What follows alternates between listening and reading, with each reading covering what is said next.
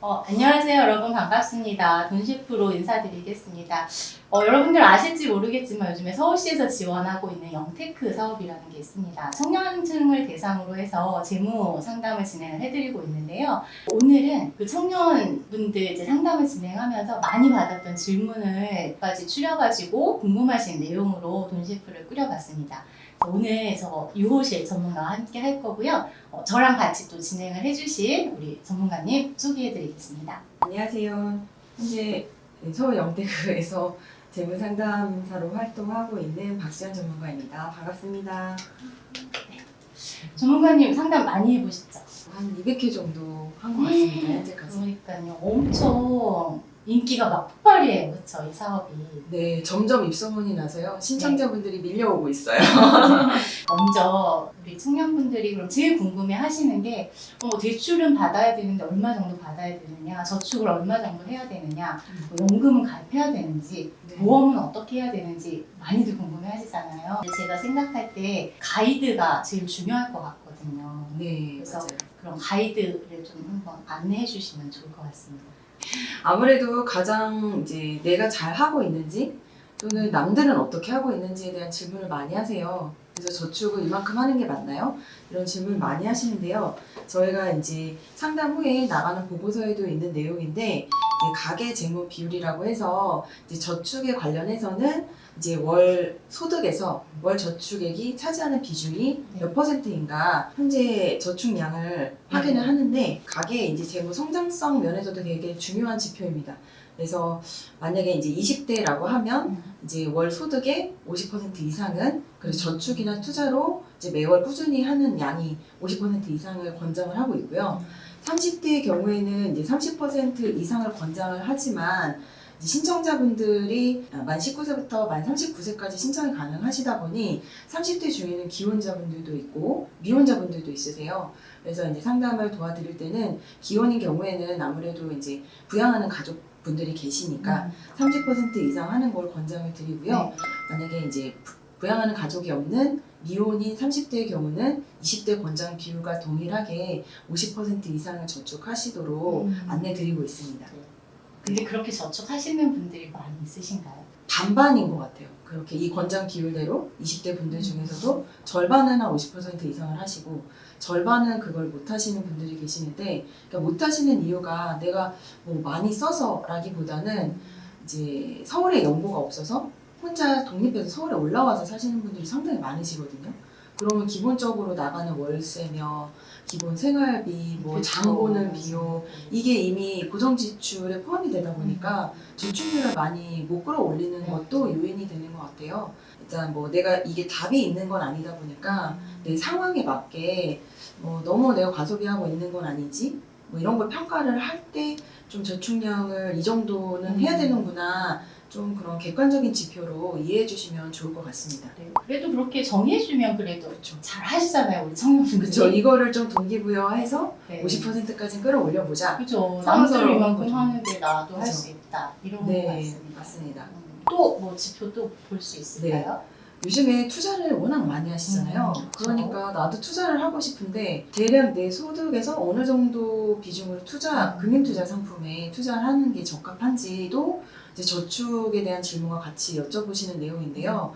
이제 월 저축 금액이 예를 들어 100만 원이다라고 하면 이제 권장하는 가이드는 30% 이상을 이제 금융투자 상품으로 이제 자산의 성장을 위해서 너무 안정적으로 하게 되면 원금은 지킬 수 있지만 물가 상승률을 극복하지 못해서 자산 가치가 떨어지게 되잖아요.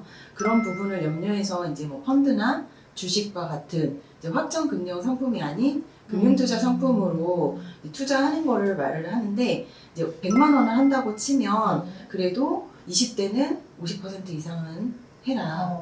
그리고 30대는 40% 이상 하는 걸 권장합니다. 하지만 여기에도 조금 이제 내 상황을 좀 고려해서 이 비중을 조절을 하셔야 되는데 뭐 보면은 아직도 여전히 예적금으로 이제 저축을 많이 하세요. 근데 한 번도 투자의 경험이 없는 분들이 이 내용을 듣고 그러면 내가 100만 원 저축하는 거에서 50만 원은 그래도 투자를 해야 된다는 거야? 그러고 그냥 무턱대고 그냥 어떠한 정보 없이 투자를 했다가는 그렇죠. 그것만큼 위험한 게 없습니다. 맞아요. 네. 그래서 이제 투자를 하실 때도 저희가 이제 상담할 때 재무 목표에 대해서 많이 말씀을 드리거든요. 그 재무 목표에 따라서 기간이 달라지잖아요. 돈을 써야 될 기간이 짧은 목표라고 하면 그래도 안정적인 게 중요하니까 안정적인 예적금 금융 상품을 활용을 하시는 거고, 그게 아니라 뭐 3년 이상 그리고 그 뭐 10년 이상의 장기 목적 자금이라고 하면 그래도 일정 부분은 이런 금융 투자 상품에 투자하시는 것이 필요합니다. 이거는 어디까지나 그냥 가이드지 반드시 그쵸. 이렇게 지켜야 되는 거 그쵸. 아니고 투자할 때는 성향이라든지 네, 뭐 재무 목표라든지를 따져서 해야 된다라는 말씀이시잖아요. 네 맞습니다. 또 하나 저도 이제 많이 받는 질문인데 네, 대출이요, 대출. 대출. 많이 하잖아요. 네 맞습니다. 대출 많이 받잖아요. 그럼 네. 대출을 집을 살 때 무조건 대출을 거의 받을 텐데 사든지 전세를 어떤지 할 때 네. 그런 것들도 가이드가 있을까요? 네, 물론 있습니다. 그래서 저희가 이제 부채와 관련해서도 많이 말씀을 하시는데, 지금 청년분들은 전세 보증금에 대한 대출도 최대 1억 원까지 저리로 대출을 받으실 수가 있어요. 그런데 이제 하다 보면은 이자만 내는 게 맞나요? 아니면은 원금도 갚아야 되나요? 만약에 갚는다면 얼마까지 갚아야 되는지 그게 제일 궁금해요 라고 많이들 질문을 하시는데, 저희가 이제 부채를 상환할 때 월급에서 이제 매달 원리금 상환에 이제 나가는 비용이 그래도 최소 30%를 초과하지 않는 선에서, 예를 들면 내가 200만 원 정도의 월 소득이 있다 그러면 원리금 상환액으로 60만 원 이하로 하는 게 좋다라는 거죠. 그죠. 그게 네. 원리금, 그쵸. 그쵸, 이자만이 아니라 원금도 그렇죠. 같이. 그쵸, 원리금 다 합쳐가지고 원금과 이자. 그런데 이제 연령대별 가이드라인에 따르면 이제 30대와 40대는 25% 이하를 권장을 합니다. 그 이유는 아무래도 30대 후반이나 뭐 40대 초반에 계신 분들은 부양가족이 있고 자녀들이 있는데 기본 지출 비용이 높은데 원리금 상환하는데 너무 많은 비중으로 차지하게 되면 기본 생활에 좀 불편함이나 문제가 생길 수 있어요. 또 풍선 효과처럼 그 소비를 어떻게든 하기 위해서 신용대출이나 마이너스 통장 같은 더 고금리의 신용 그런 대출을 또 일으키게 되는 거죠. 대신에 이제 내가 원금 상환액이 높다라고 하면 이걸 많이 갚는 게 나한테는 유리하지 않다라고 생각을 하시는데, 이제 내 자산을 평가할 때 자산 총계하고 부채하고 합쳐서 이제 순자산을 확인을 해야 되거든요. 근데 결국에는 원금을 상환하게 되면 부채가 줄어들면서 결국에 순자산이 늘어나는 효과가 나타나요. 그렇기 때문에 결과적으로는 뭐 내 순자산을 늘릴 수 있는 그런 효과가 있으니까 일정 부분은 원금도 상환하는 것도 필요하다고 봅니다. 네. 그죠. 이게 또 한꺼번에 나가는 지출이 많다 보니까 이자만 네. 내시는 분들이 있는데 네. 가능하면 원금도 같이 상환하는 게 네. 좋고 그 비율은 뭐 25에서 한 30%가 네, 괜찮다라는 말씀이신 거잖아요. 그래서 아마 청년분들이 굉장히 유용하게 활용을 잘 하실 수 있을 것 같아요. 저희 이제 영테크 신청하지 않으신 분들 외에도 이 영상을 통해서 내가 잘 하고 있는지 이게 맞는지 아닌지 좀 헷갈리셨다라고 하면 저희가 설명드린 가이드라인을 참고하셔가지고 내 재무 관리 하는데 활용하셨으면 좋겠습니다. 네, 도움 많이 되실 것 같습니다. 다른 질문으로 넘어가 볼게요. 네. 혹시 우리 전문가님이 많이 받으시는 질문은 뭐 어떤 게 있으셨어요? 방금 말씀드렸던 뭐 저축은 얼마나 해야 되나, 투자는 어느 정도 해야 되나 그런 것도 있지만 네. 20대, 30대 사회초년생분들은 그런 게 있더라고요. 내가 원해서 가입한 보험이 아닌데 부모님께서 어릴 때 가입해 주신 보험을 이제 네가 회사 다니고 그래서 받으니까 나의 의지와 상관없이. 그쵸.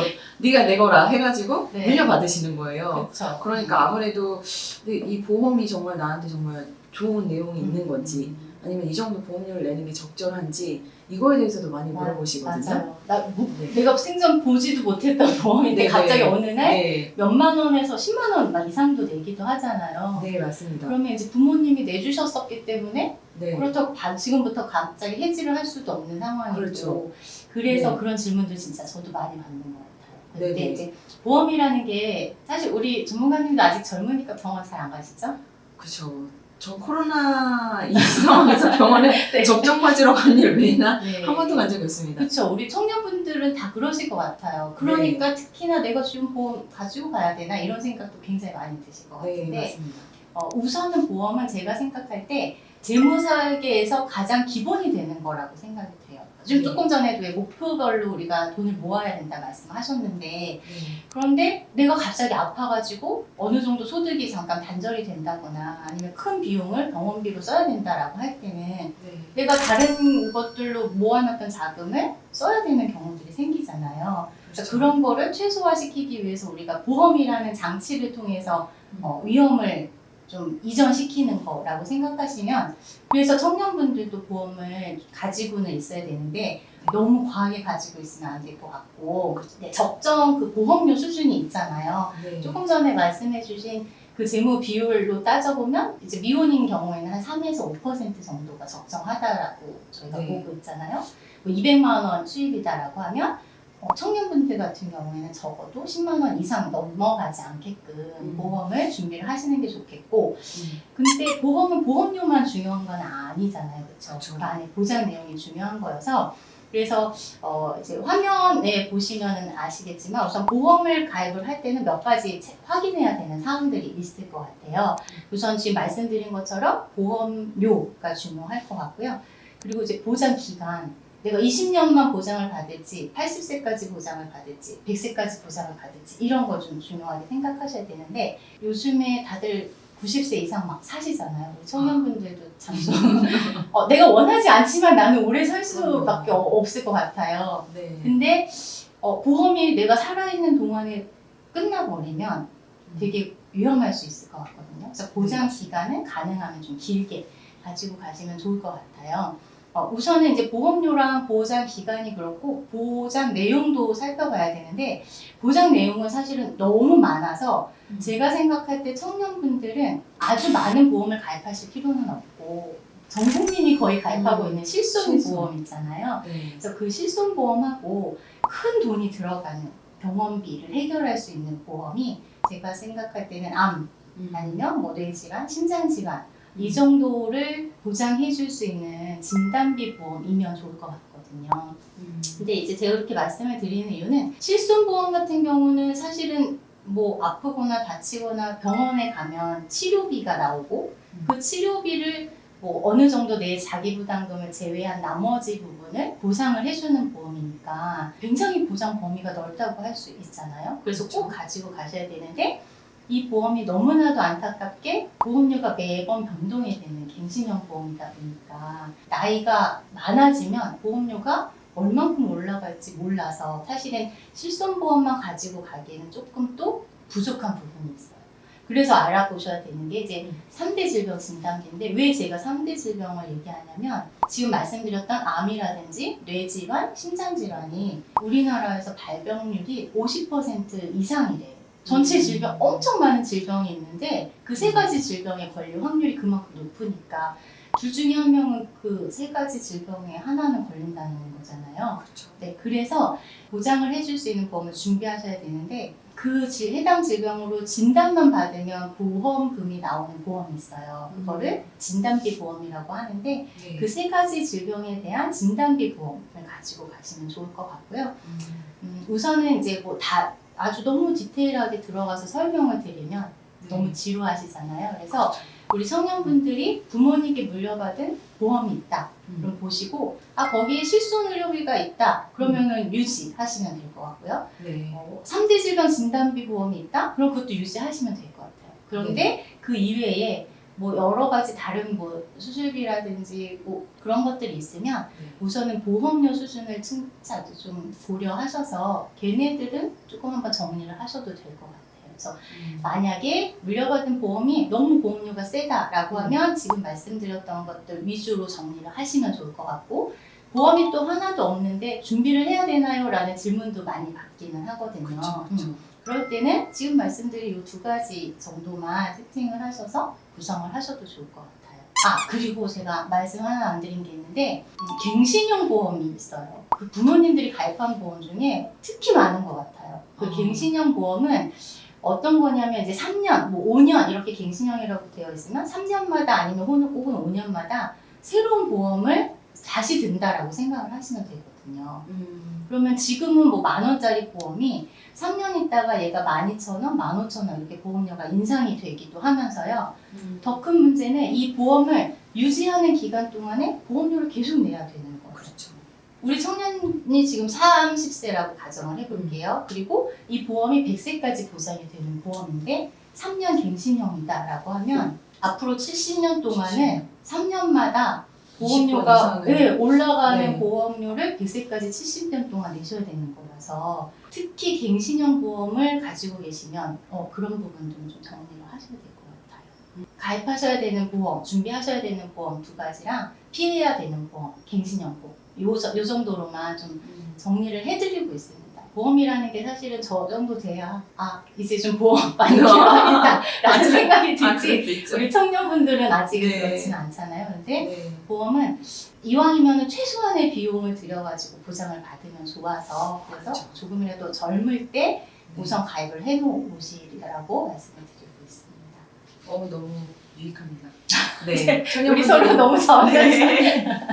하고 있는 네. 것 같습니다. 그래서 오늘은 저희가 재무 비율하고 네. 보험에 대해서 질문 사항들을 좀 받아서 말씀을 드렸잖아요. 네. 다음 시간에도 또 같이 하실 거죠? 그럼요. 많은 준비한 내용이 있습니다. 네네네. 그래서 네. 오늘은 지금 말씀드린 대로 가계 재무 비율하고 청년분들이 좀 준비했으면 좋겠을 보험에 대해서 말씀을 드렸고요. 다음 시간에는 정말 굉장히 많은 질문을 받고 있는 연금 부분, 특히 연금저축 부분하고요. 이제 투자에 대해서 관심이 많으시니까 어떻게 투자해야 되는지에 대해서 말씀을 드리도록 하겠습니다. 오늘 영상이 도움이 되셨다면 좋아요와 구독 잊지 말고 눌러주시고요. 다음 영상에서 뵙겠습니다. 감사합니다.